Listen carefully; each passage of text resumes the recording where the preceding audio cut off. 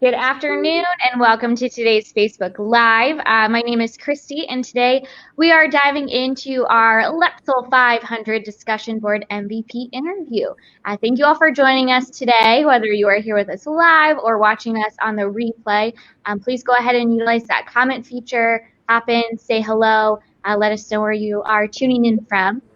Today, we are fortunate to have our very first MVP winner, Chief Dennis Nayor, joining us again here to lead our conversation with today's co-MVP winners. So, Chief Nayor, we're so glad to have you here. Thank you for joining us. And why don't you go ahead and take it away? Yeah, so as always, I'm glad to be part of these.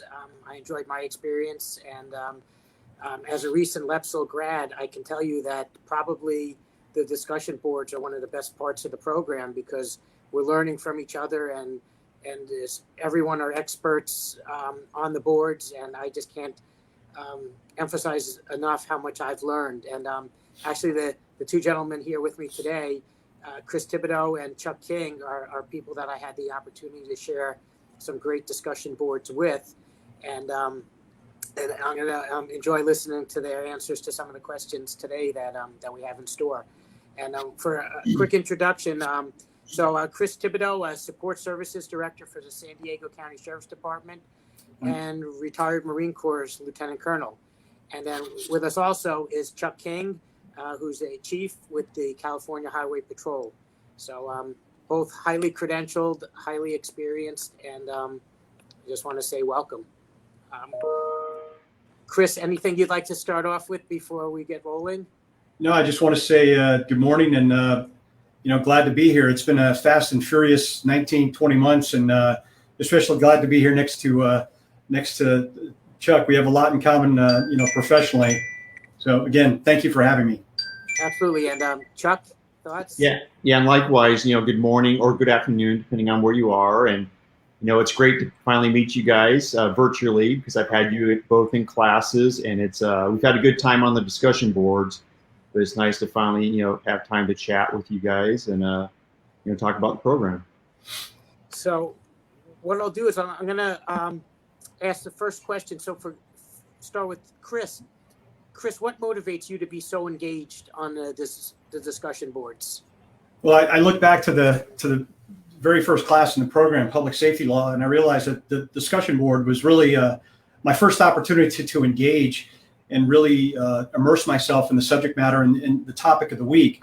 And then I realized that this program requires you to operate at a high level. But after the first few, rounds of posts, it became really clear that the peers and the staff demand that you operate at that level. So I've always just relished the challenge of diving in there. And I think in some cases, I've done more research through the course of a discussion board than maybe for like an end of week assignment. And then, Chuck, same question to you. What motivates you to be so engaged as well? Well, I kind of go back to what Professor Fitzfold says about the program. It's the heartbeat of the LEPSL program. And, I really couldn't agree, more with that about the value of the discussion boards. And, I found that no matter what rank or classification you are, everyone brings a lot of value to the discussion board. And, I've learned a lot from people from as far as Alaska or all the way over to Maine. There's just a lot of different perspectives out there, a lot of different value. And it really doesn't matter, if you're coming from a dispatch background, a military background, corrections, or law enforcement. There's a lot of great perspectives out there. And, I've learned a tremendous amount from it. Yeah, and I agree with both of you. And like I said, I learned so much. And what I found was that the problems, they're not unique. There's a little bit of a different twist to them. And but ultimately, we're all dealing with some of the same challenges. And especially if we look at 2020, a year in which we're writing the playbook for COVID, the civil unrest, the polarization, everything. And I think that's what the discussion boards helped us to navigate in such a powerful way. So I'll go with the first questions. And or first, what I'd like to do is just talk about some of the comments that your peers made that got you both here as the MVPs for this time around. So Chuck's posts are always thoroughly researched, extremely well written, and he always cites his sources. He has a way of expressing his thoughts in a clear and concise manner. His posts are engaging and cause me to think about his perspective. And then another comment for Chuck as well is his posts are full of sustenance and have really been enlightening. His experience in this profession is second to none, and I believe that the field of law enforcement is a better place because of leaders like him. So, Chuck, congrats. That's awesome to hear from your peers. And for Chris, and I'm going to ask you each a question now. For Chris, his comments that his peers wrote are, Christopher has consistently replied to many discussion posts and kept the discussions moving and meaningful with his questions and his replies. And also, Christopher actively engages the discussion board and had great contents within his posts, and they always promoted topical dialogue. So again, it's very clear to see why you're both here. So first question I'll ask Chuck this first to you. From a substance perspective, what do you feel makes a good discussion board post? Well, first of all, what I start off with is, I always reference the scoring rubric to see what's expected of us.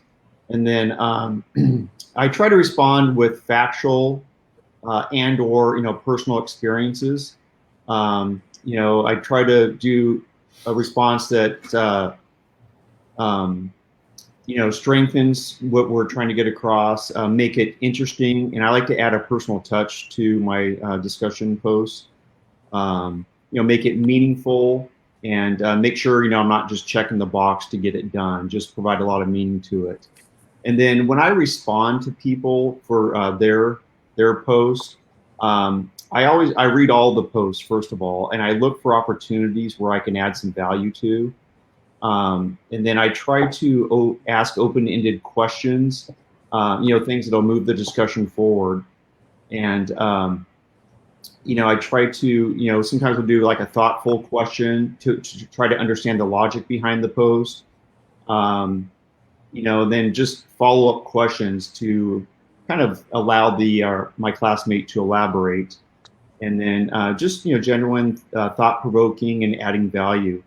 And sometimes that value can be throwing out like an opposing view to someone. I think that brings a lot of value to it also.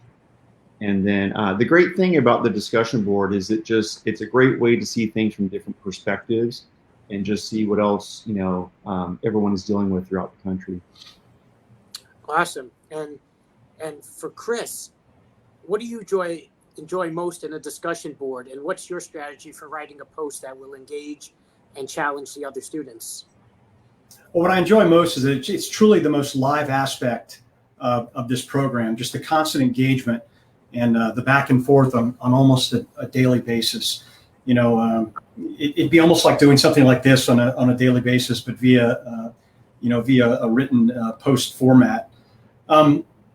When it comes to my strategy, I've tried it a few different ways over the course of this program.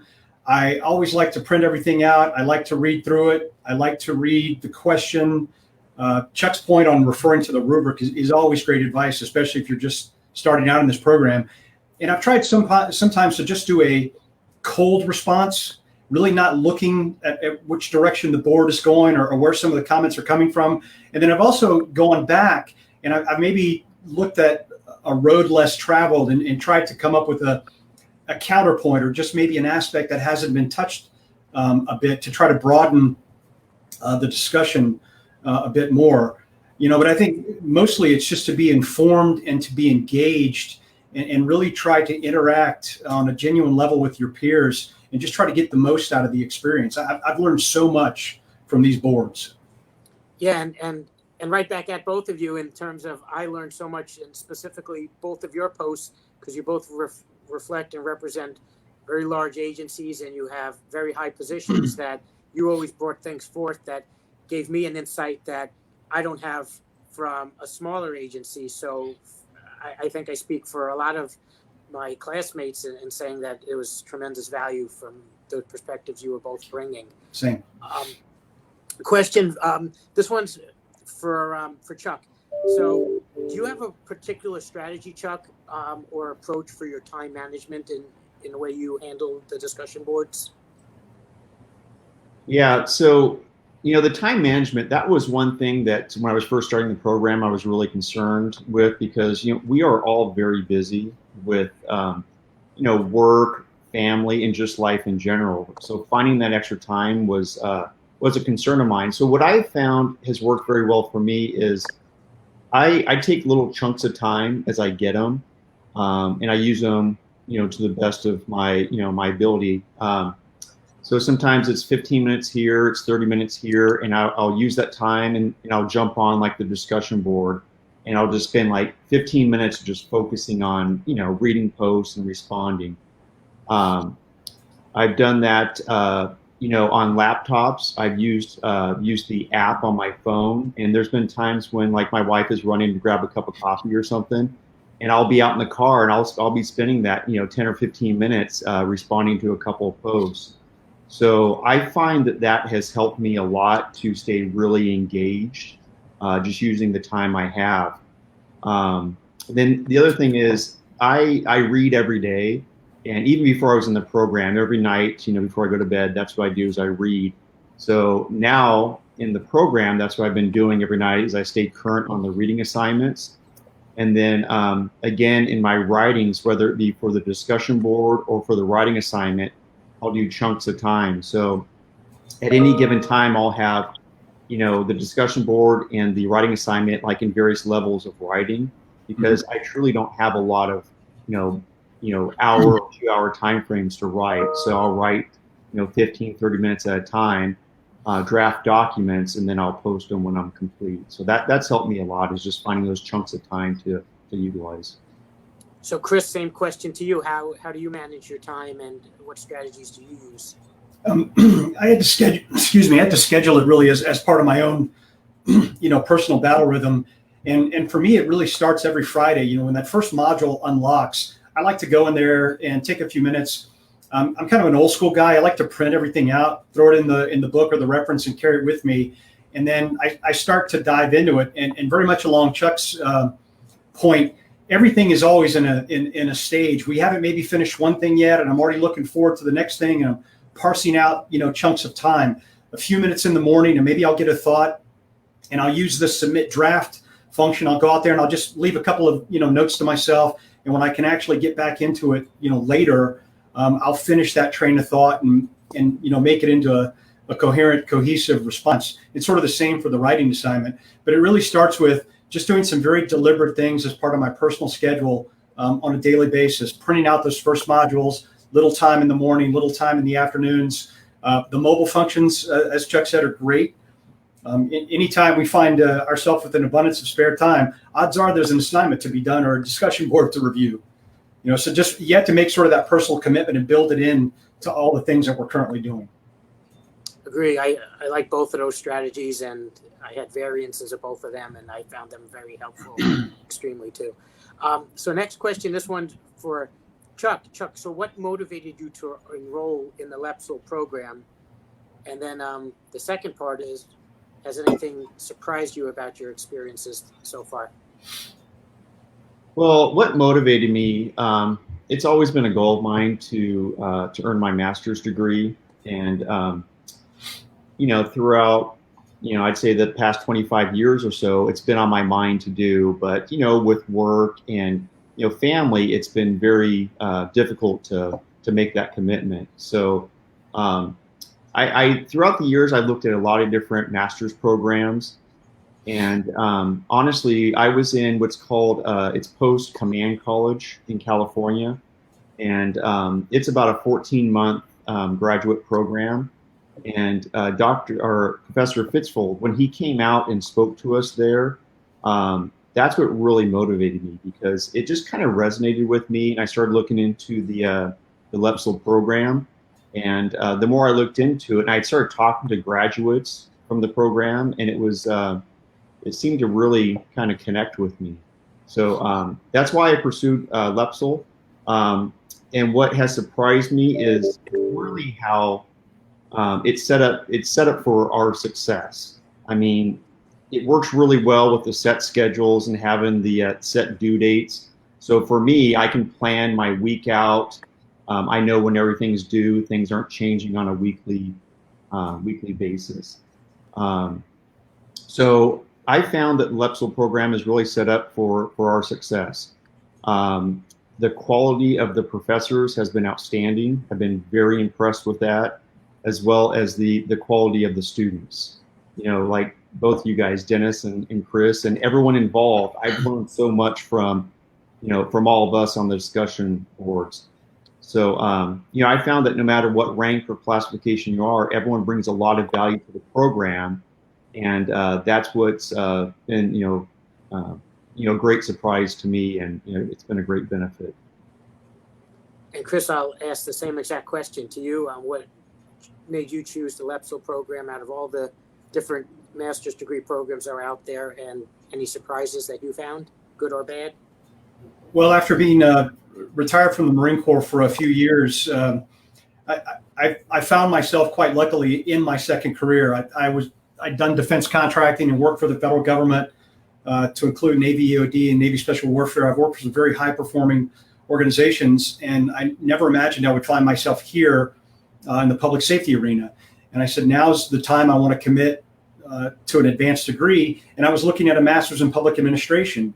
And then a deputy friend of mine and fellow Marine basically turned out to be one of my best mentors and recommended that I look into this program. And it was quite daunting at first. A professional staff member, barely a year in the position, applying for a master's in public safety leadership and law enforcement program. And I was accepted. And, and here we are. And I'm really glad I made this choice, because it is so targeted and so focused on everything we do in this dynamic environment. And we went beyond academics on day one. We are living and breathing and doing on a daily basis. And this choice has paid for itself, time and time again. So here we are. Yeah, and I agree. Actually, both of what you said are elements of what made me want to be in this program. And I can't believe that it's already behind me, but I learned so much. And as we talk, right, Dr. Fritzvold, the academic chair, is an amazing ambassador for this program, and he understands our needs, and he ties in the academic components to our practical, and I don't think you can get that anywhere else. And Chris, to your point, I agree. I looked at MPA programs, and they are just so far removed from what we are learning, what this program brings forth, and for those same reasons, that's why this was my choice. To close it up, for both gentlemen, Chuck, we'll start with you. Is there anything we didn't cover or that you feel is important for the listeners and maybe potential students or those enrolled already to know? I think we kind of hit on it, but just the dealing with the contemporary issues that we have dealt with throughout the LEPSL program. I mean, for me personally, it's been extremely beneficial, and I think anyone out there that may be considering the program, it is absolutely 100% worth your time and effort to go through the program. So for me, as I wrap up the program in 4 weeks, I'm extremely proud to be part of it, and I think it's helped me tremendously in the last couple of years of my career. So I fully support anyone that's considering LEPSL. Awesome. And Chris, same question. I would just say to anyone who is just starting, this program is what you make of it. Don't be afraid to dive in. There are tremendous resources available. The staff is amazingly talented, and your peers are second to none. Don't be afraid to ask the question. Don't be afraid to reach out, and don't be afraid to really, put it all out there. Leave it out there in the discussion board. Leave it out there in an assignment, because you never know what somebody's going to glean from that. And I speak from personal experience.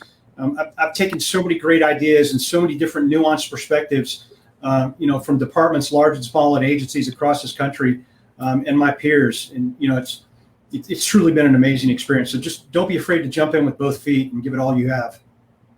So once again, a huge congratulations to Chris Thibodeaux and Chuck King, our two MVP discussion board winners for this time around, and I'll turn it back over to Christy.